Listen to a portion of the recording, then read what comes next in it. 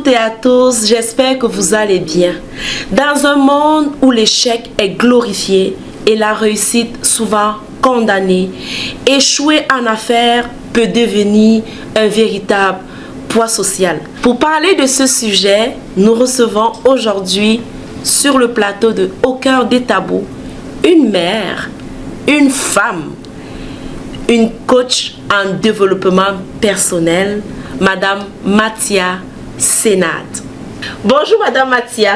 Bonjour Michel. Je suis très honorée de vous recevoir sur mon plateau d'Au cœur des tabous aujourd'hui. Plaisir partagé. Comment vous vous sentez? Je me sens très bien. Et toi? Oh, je suis super, comme toujours. Beaucoup d'énergie. Parfait.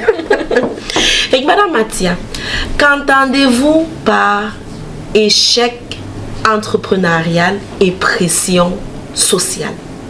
Alors, merci Michel pour ta question. Aujourd'hui, nous sommes dans un monde effectivement où entreprendre est sous-estimé.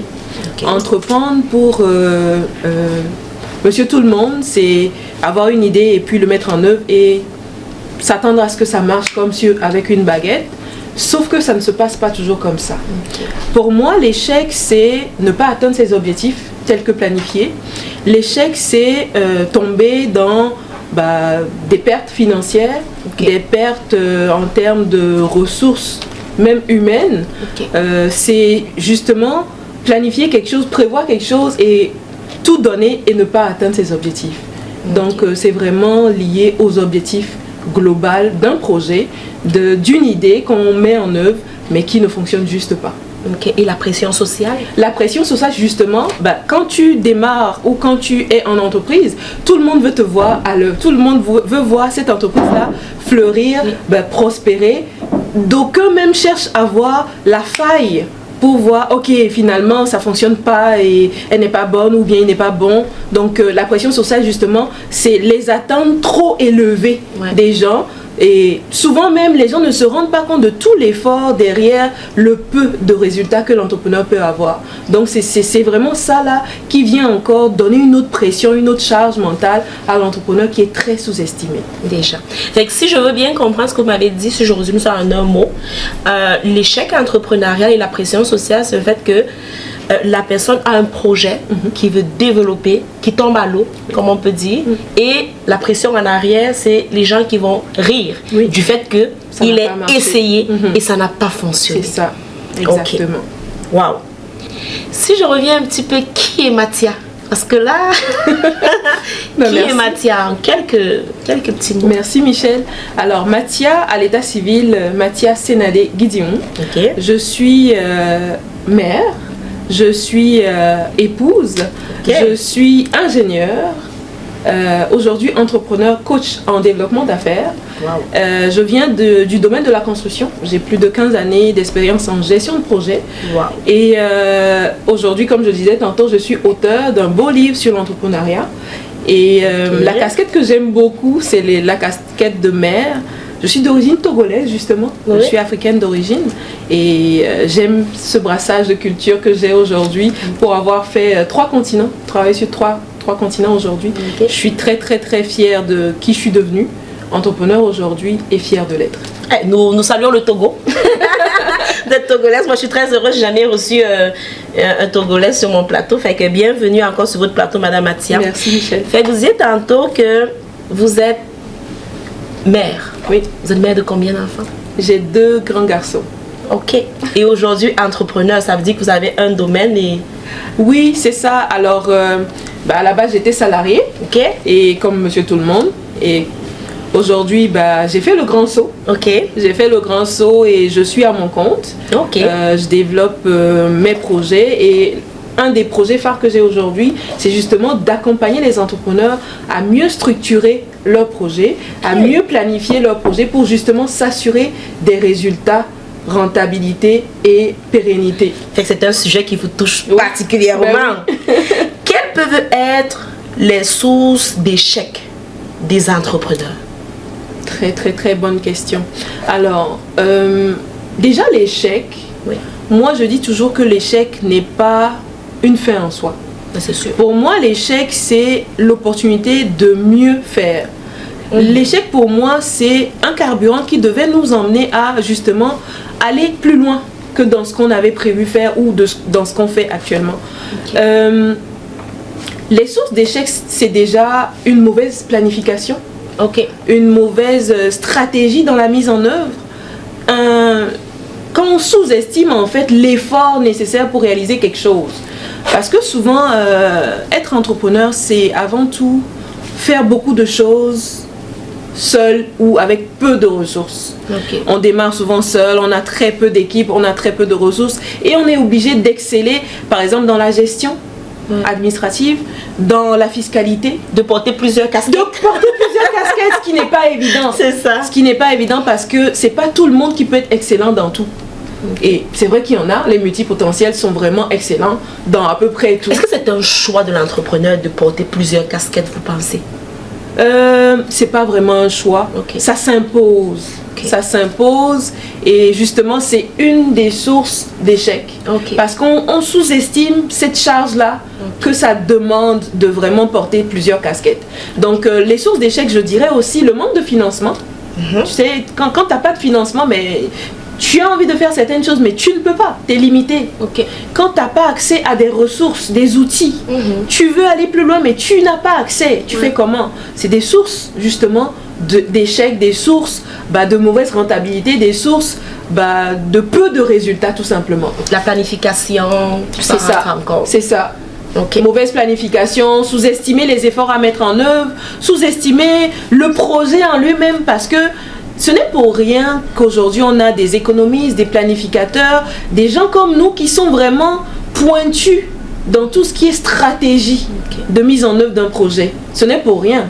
Peut-être avant de commencer un projet, aller d'abord chercher peut-être ces ressources. Exactement. Aller vraiment clarifier les idées, aller vraiment étape par étape dire ok, on s'en va d'ici 3 ans, on s'en va dans tel objectif, d'ici 5 ans, voilà ce qu'on veut faire, même d'ici 3 mois, 6 mois, voilà ce qu'on veut aller chercher, voilà ce qu'on veut réaliser. Et arrêter de fixer des objectifs trop élevés.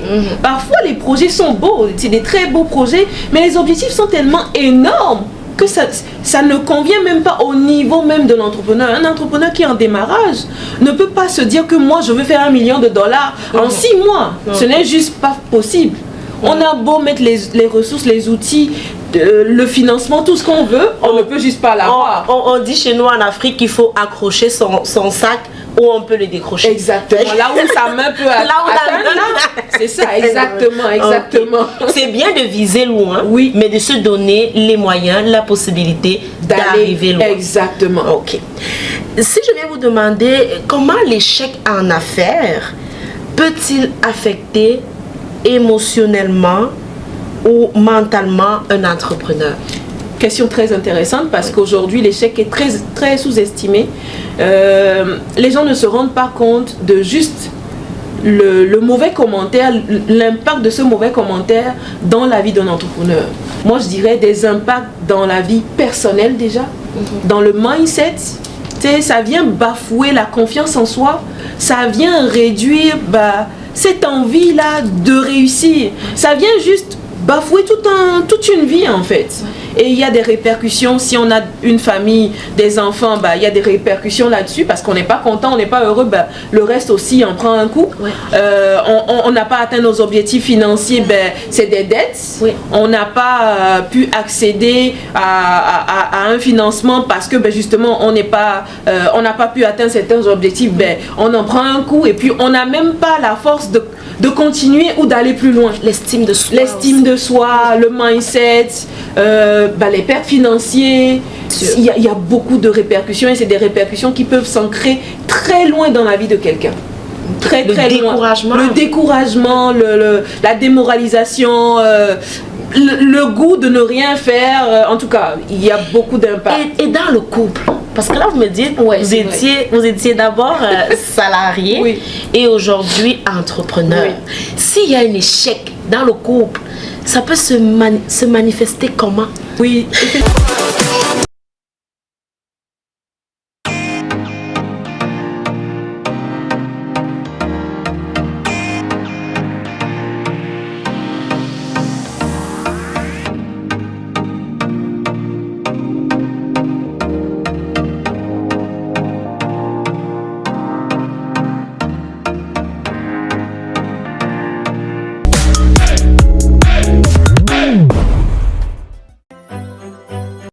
demandez comment envoyer de l'argent à vos proches en toute sécurité et sans frais d'envoi. C'est simple. Découvrez Afrique Remi. De votre confort, envoyez de l'argent depuis le Canada et les États-Unis vers de nombreux pays africains. Tout ceci au meilleur taux du marché. Utilisez nos différents services, tels que envoi d'argent par Mobile Money, Express Union, ou encore faire un dépôt bancaire. Vous pouvez également régler vos factures d'électricité, d'eau et de télévision via notre plateforme. Rechargez votre carte prépayée UBA et effectuez un virement bancaire à partir de notre application. Nos agences sont ouvertes 24 heures sur 7 et les retraits sont gratuits. Si, vos retraits dans les GAP UBA avec votre carte prépayée sont gratuits. Allez-y et téléchargez l'application depuis Play Store et Apple. Effectivement, quand on est entrepreneur, on ne calcule pas notre temps de travail. Hein. Ah oui. Et donc, quand on ne calcule pas le temps de travail, les efforts qu'on met dans l'entreprise, ben, à côté, on néglige la vie familiale. Ah oui. On néglige le conjoint, on néglige les enfants.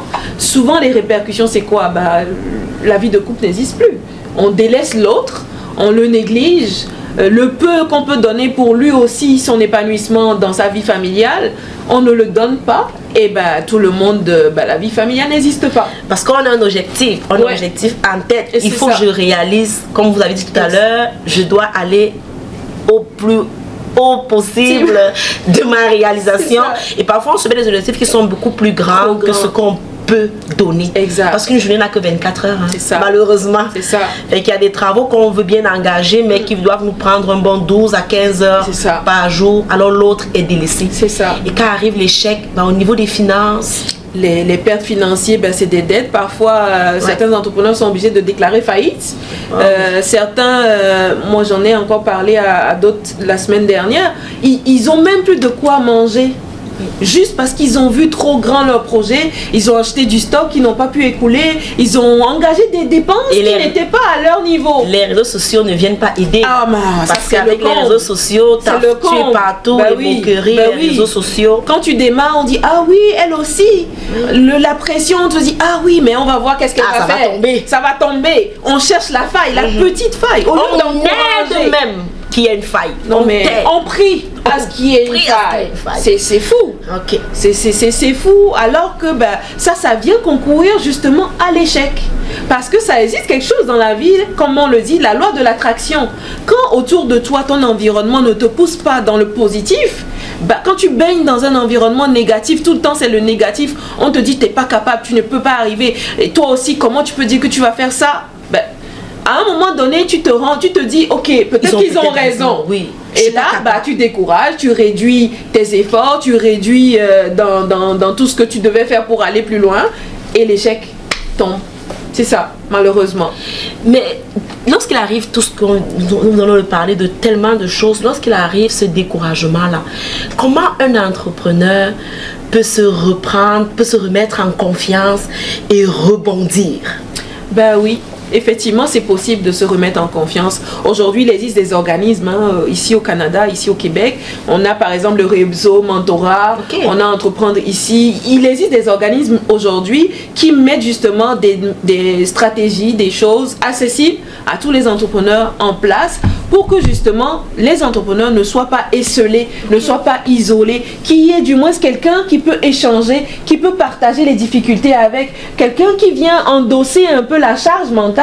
Donc, comment... Un psychologue entrepreneur. C'est ça, il y a des thérapeutes même qui sont là, il y a même des séances de yoga, réseautage. Il y a tellement de choses aujourd'hui qui existent ici au Québec qu'on peut participer. Il suffit d'être connecté au bon réseau, il suffit d'être connecté aux bonnes personnes et on va être soutenu. Donc moi, ce que je peux donner comme première stratégie, c'est justement chercher des solutions pour équilibrer la vie personnelle, pour aller chercher ce bien-être là.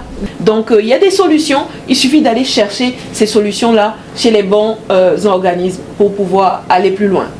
Fait que pour se reconstruire et gagner la confiance en soi, comme vous dites, c'est d'aller chercher au fond des organismes que vous avez cités. Oui. Je vais mettre les organismes, on va mettre les organismes en dessous de la page. Pour on a Fondation de l'entrepreneuriat, Entreprendre ici, Micro-entreprendre, donc il y en a plusieurs là. Ok, on peut aller chercher pour s'aider. Vos recommandations aux personnes aujourd'hui qui veulent être des entrepreneurs? Est-ce que vous avez des recommandations pour eux? Alors, merci Michel.